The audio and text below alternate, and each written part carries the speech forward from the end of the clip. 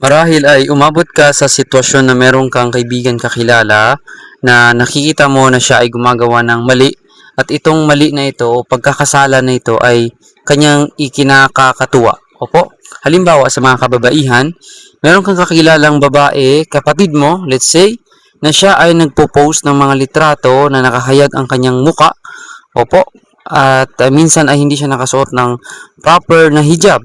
Opo, at sa ganung paraan, ito ay kanyang ikinakakasaya. Ngunit alam mo na ito ay mali. Ito ay magdudulot ng fitna.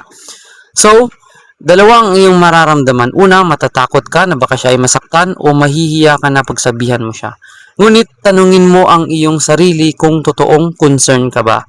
Subhanallah, sa panahon ni Umar bin Khattab rahimahullah ta'ala, opo, kilala siya sa pagiging mabuting leader. Opo, ngunit ang kanyang mga kasamahan ay totoong concern sa kanya at siya ay pinapayuan. Sinasabi kung ano ang mga pagkakamali niya. Kaya nga kanyang sinabi, Rahimallahum ra'an ahda ilayya uyubi.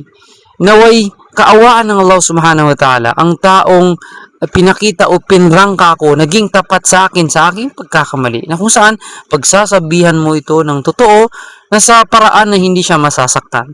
So, ang sagot doon, kung totoong concern ka sa iyong taong nakikita na meron siyang ginagawang mali, kahit na ito ay masakit sa kanya o nakakahiya, sabihin mo ito ng prangka sa mabuting paraan dahil yun ang tunay na pagmamahal.